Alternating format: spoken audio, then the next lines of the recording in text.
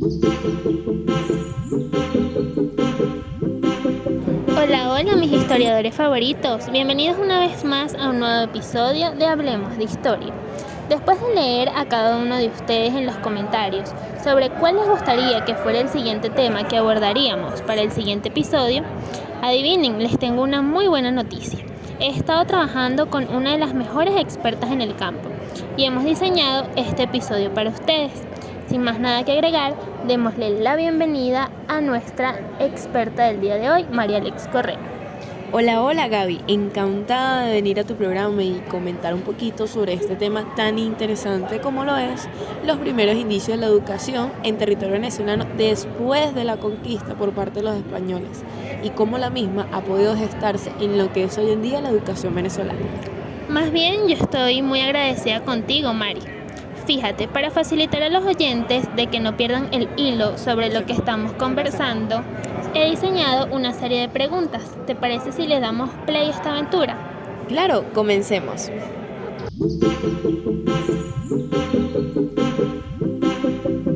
Muy bien, chicos, y nuestra primera pregunta es, ¿por cuáles procesos estaba pasando la sociedad europea en los siglos XVI y XVII para que éste decidiera descubrir nuevas tierras, en este caso las tierras del continente americano?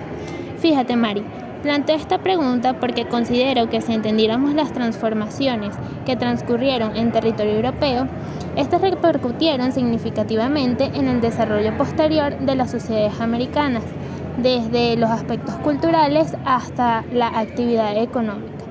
Entendiéramos entonces las características que se plantean de raíz en el proceso de colonización del territorio venezolano.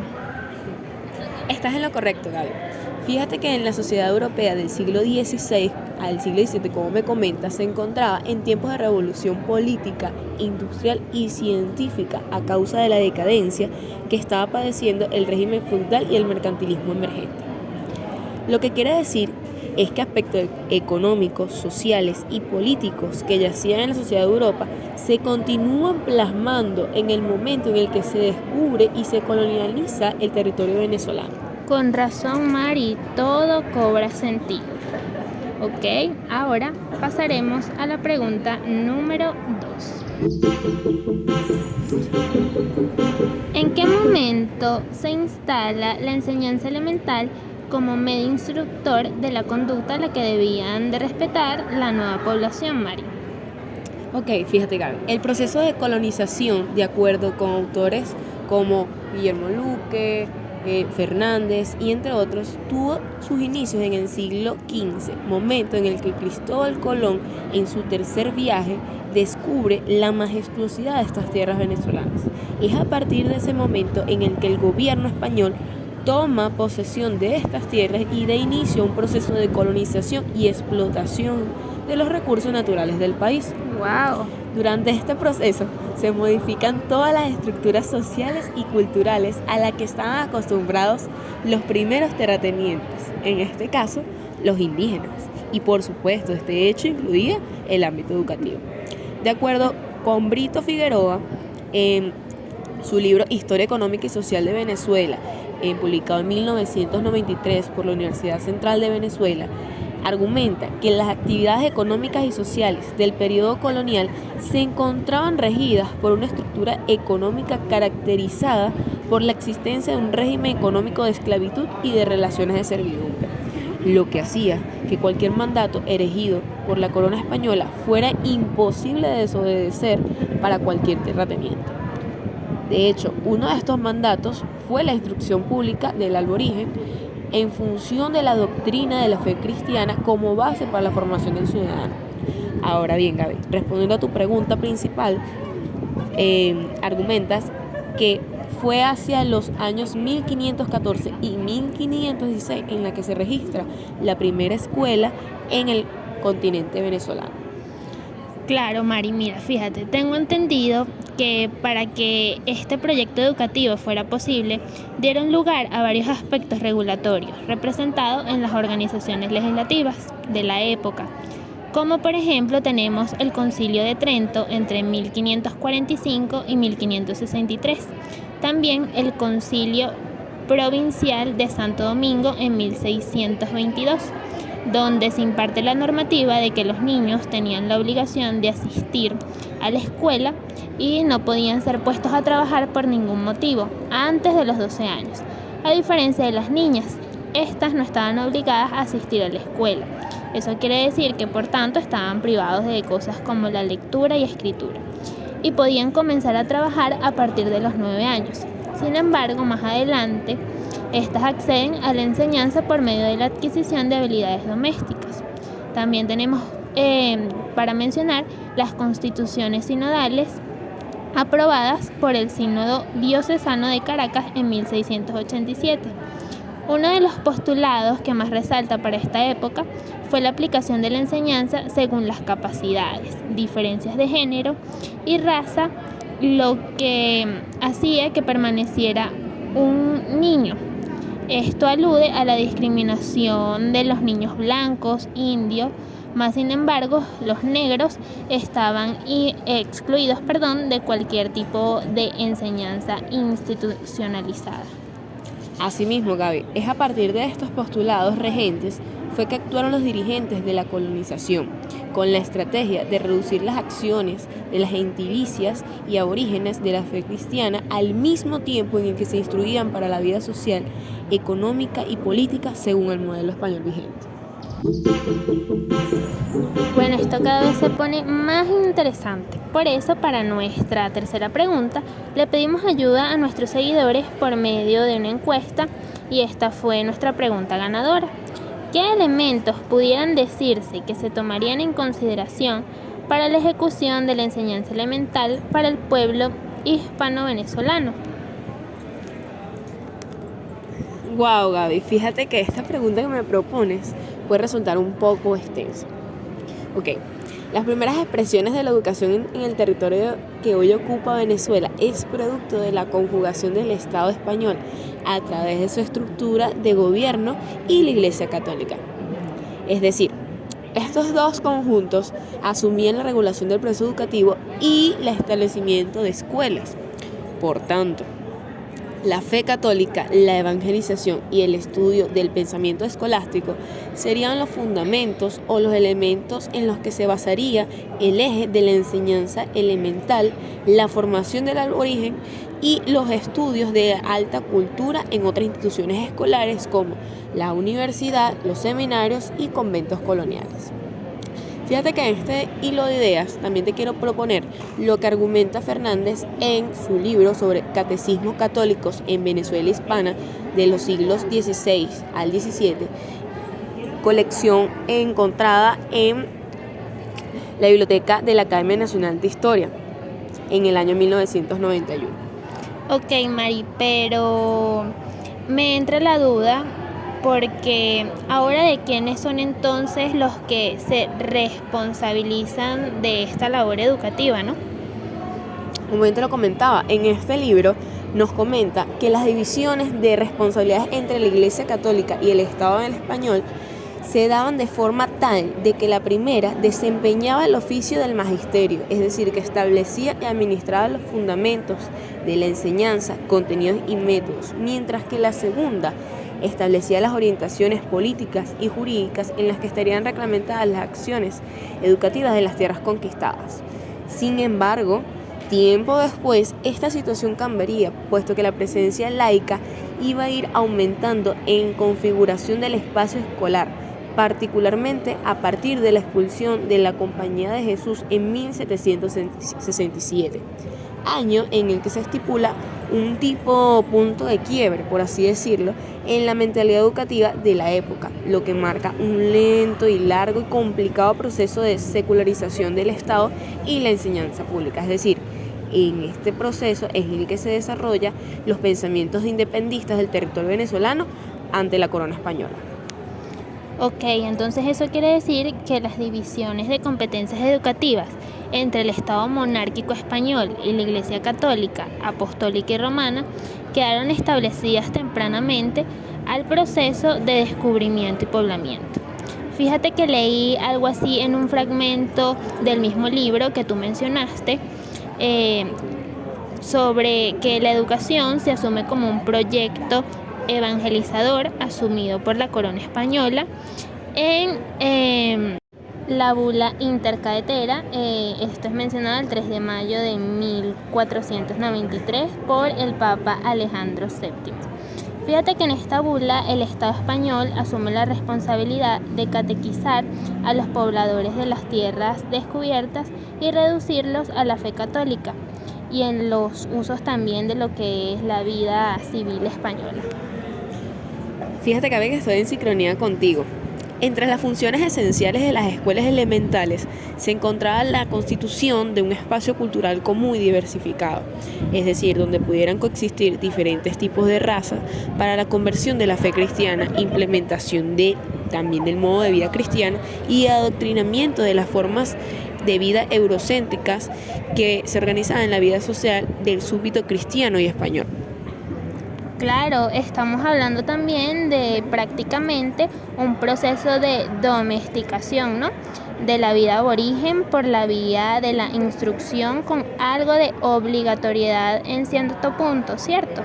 Porque no era que estas personas asistían propiamente a estos espacios pensados para la instrucción, porque ésta se adquiría en el ordenamiento de la vida social y en el quehacer propio de los oficios domésticos y económicos también.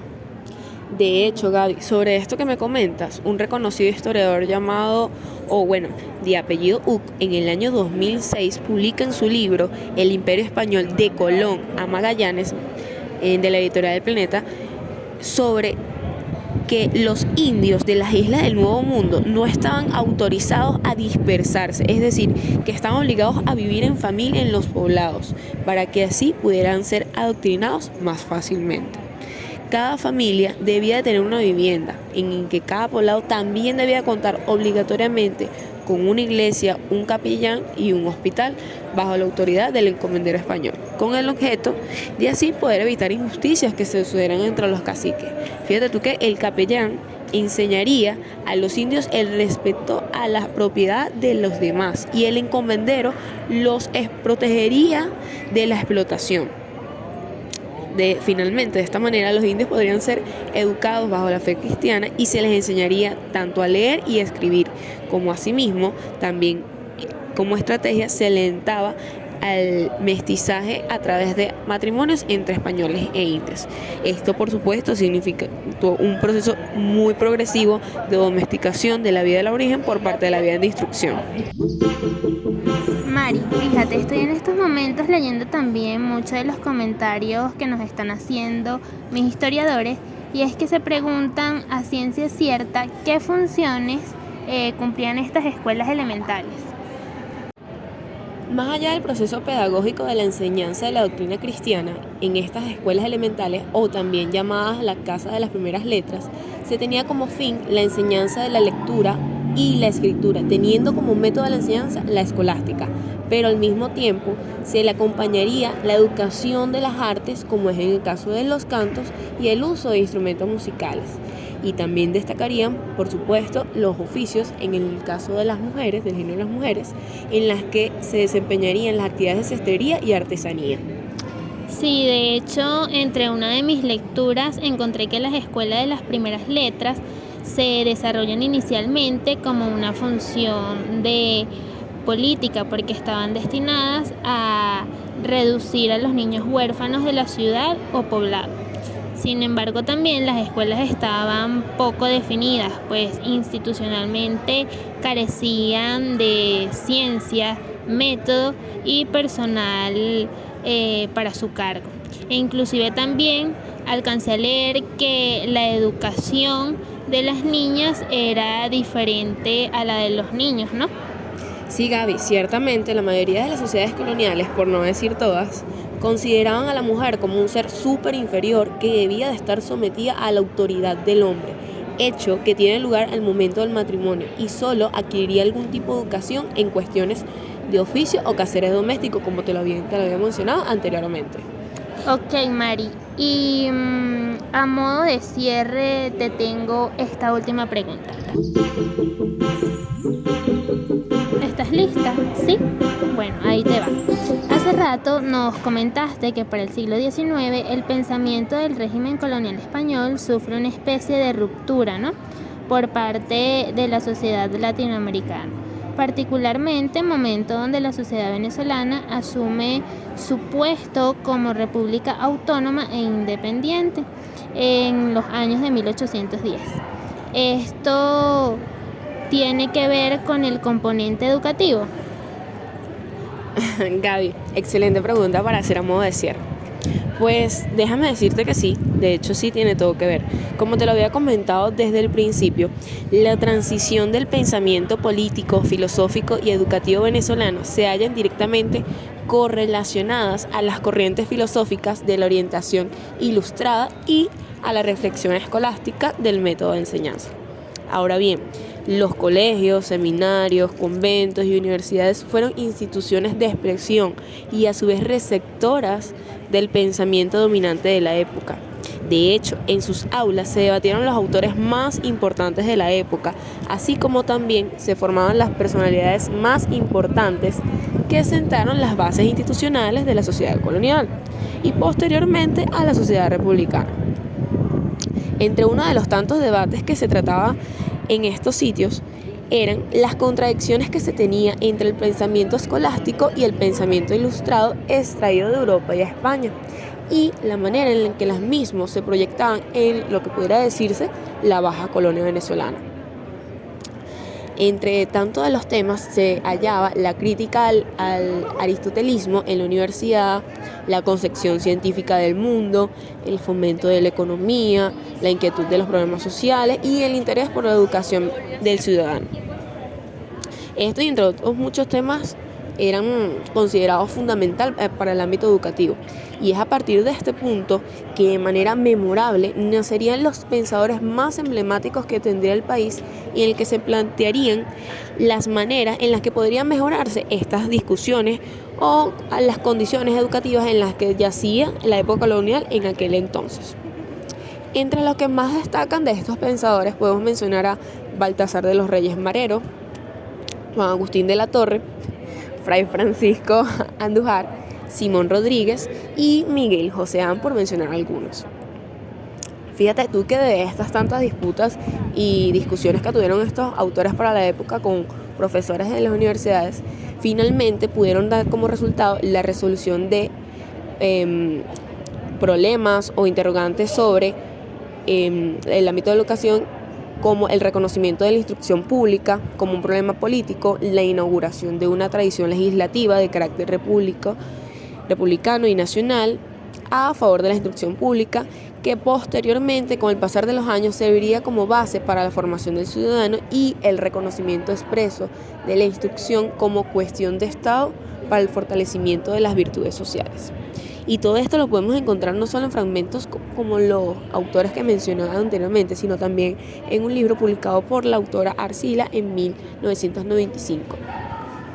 Fíjate que quiero agregar esto ya a manera de conclusión, ¿no? Y es que uno de los autores que tú mencionaste anteriormente, como lo es Simón Rodríguez, representa el pensamiento ilustrado latinoamericano, porque la coherencia interna de sus planteamientos como maestro colonial y como maestro republicano lo ubican dentro de lo que es los grandes pedagogos del siglo XIX. Fíjate que me parece muy importante agregar, ¿no?, a manera de conclusión, que la obra educativa de Simón Rodríguez plantea lo que es la nueva educación como el camino fundamental para superar la condición colonial en todo lo que significa atraso, exclusión, marginación e ignorancia, y así poder asumir la nueva condición republicana.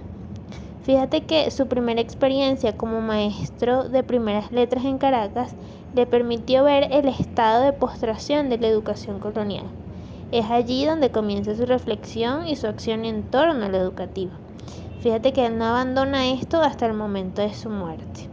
El hecho de ser él un pedagogo que vivió la transición de la vida colonial a la republicana lo puso de manera privilegiada, vamos a decirlo así, en la comprensión del cambio social de la época y en la importancia que le dio a la educación para lograr las transformaciones propuestas.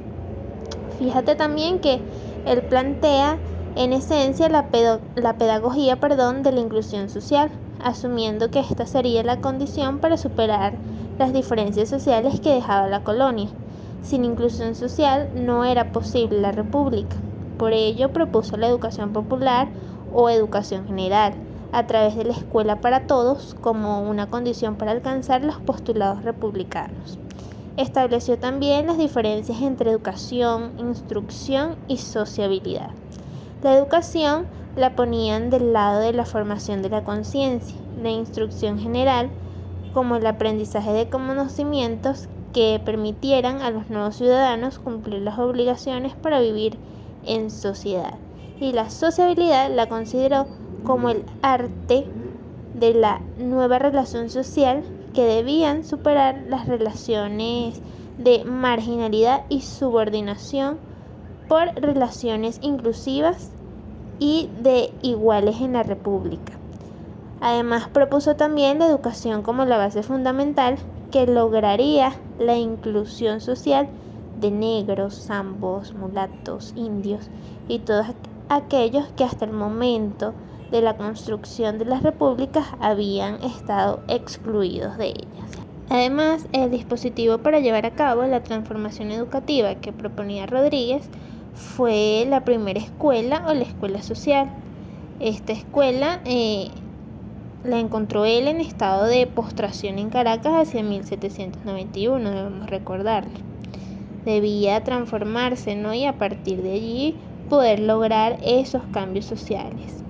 Pero para que esta escuela funcionara, era preciso dotarla de una nueva estructura, de fondos públicos, de maestros preparados, de reglamentos escolares, de espacios físicos adecuados y de cambios en los contenidos, de tal suerte que se preparara para los conocimientos y que no resultaran inútiles, ¿no? Después. Además que permitieran la propia producción y desarrollo a la manera americana. Y dentro de sus principales aportes se destaca la idea de la escuela taller o la escuela social, esta innovación que tuvo eco y desarrollos hacia el siglo ya XX. Y podríamos decir que a la luz de hoy cobran plena vigencia sus postulados y que muchas de sus propuestas aún están por realizarse. Y para no alargar más esta grata conversa que hemos tenido el día de hoy, Mari, estoy encantada con tus intervenciones y de tu visita para el set. Créeme que siempre serás bienvenida por aquí y muchas gracias por participar para este episodio. ¿Y ustedes, mini historiadores, quedaron con dudas? Déjenmelo saber en sus comentarios y muy posiblemente hagamos una parte 2 sobre este tema tan peculiar e interesante como lo es la educación colonial en aguas venezolanas. Nos vemos en otro episodio con más. Chao.